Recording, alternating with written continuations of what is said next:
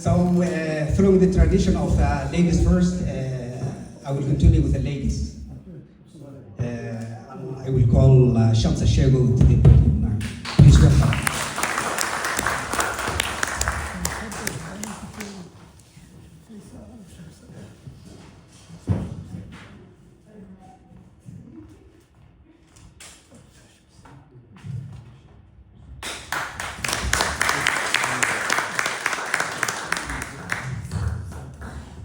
I will be toggling between English and Somali, whichever you are comfortable with. We speak both. So Shamsa Shego will be presenting in Somali. Shamsa kusoo barnaamijka Somali Festival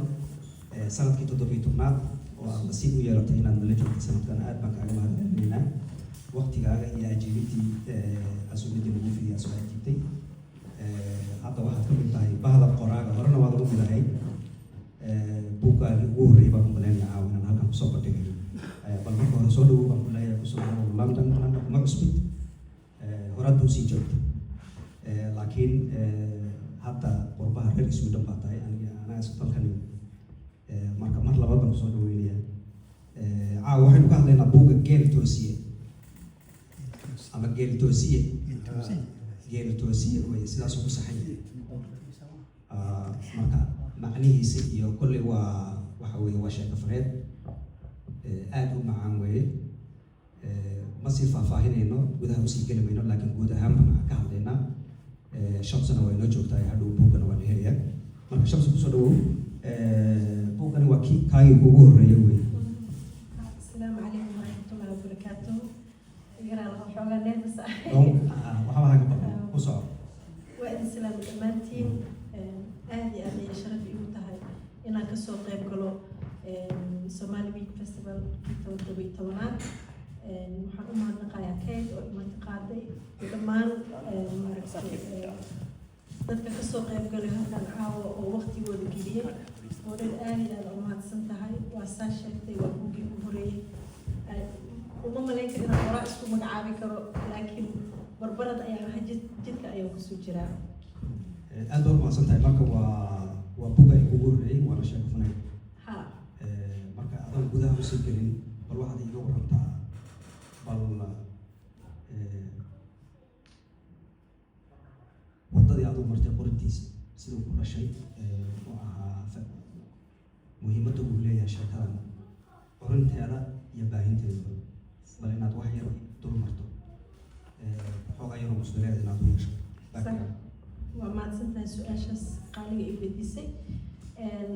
runtii buuggan aniga waxaan ahay backgroundkayga social work waxyaalo badan oo arrimaha bulshada ayaan markasta xiiseeyaa. waxaan aad u xiiseynayay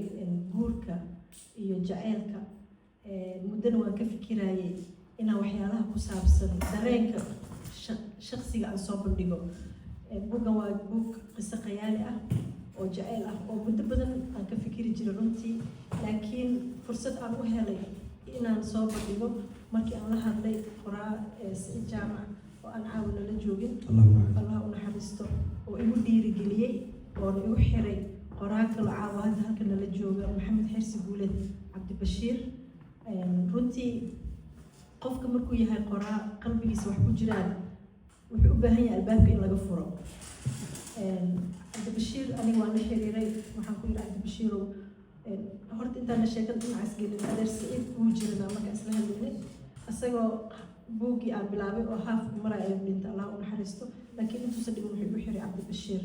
buugga markii aan dhameeyey aniga weligay waxba hore umaana qorin waxaan qoraa inay sax yihiin inay qalad yihiin sida wax loo qoray aan u qoray aan u mariyo maanan awoodin laakiin intuusan adeer Saciid intuusan geeriyoonin buu 2 saac Zoom ila galay wuxuu ii sheegay qaabka ugu habboon buugaagta in loo qoro. anoo marka taas ka duulaya ayuu wuxuu igu xiray Cabdibashiir. buuggii aniga waa iska dhameeyey markaan dhameeyey Cabdibashiir ayaan ku diray. Cabdibashiir baa buuggii markaa iga caawiyay. buugga marka la qoraayo dhib ma laha laakiin dhibka ugu horeysa wuxuu ku dhamaadaa koomada ugu dambeysa markaa saarto oo ay kaa soo gabagabowdo sida ay waan u heli lahayd iyo sida u saxi lahayd naxwihiisa iyo maaragtay magacyada xataa maaragtay saa u kala saxi lahayd waxay nagu qaadatay almost 1 year aniga Cabdibashiir isbuuci hal mar iskaab ayuu soo geli jiray iga caawin jiray isaga ayaana daabacay magacana isagaa keenay runtii buuggan hal sanaan ka shaqeynayna halkaas sana magac kaluu lahaa last minute ayuu magaca isbedelay marka magaca geeltoosiye mar dambaa hesheen ha wiig ka hor intaana buugga daabacadda loo dirin ayaa anigoo maalin gurigeyga jooga ayaa waxaan la sheekaystay odaygayga marka koorta mar hore waaba niyadeeda way ku jirtay inay soo gasho maadaama dhaqanka soomaaliyeed ay matalayso waxay ahayd koor ay hooyaday iga soo dirtay Kenya marka gabadheeda oo farshaxanka gacmaha sameysa ayaa sawirtay marka buugga magaciisa hore ama line dheer ayuu lahaa oo waxay ahayd magaca aan ku qoray intaan markaan bilaabayay haabso wax aadan hayn laakiin waa ogeen ani Cabdibashiir ba magacaas inuu dheer yahay magac kaleeto ay muhiim u tahay inay soo baxdo marka anigoo maalin axad ah guriga jooga ayaa ninkayga la sheekaysanaa marka wuxuu yidhi maadaama koorta ay tahay dhaqan maxaa maaragtay wax geel ku saabsan maxaa uga fikiri weyday marka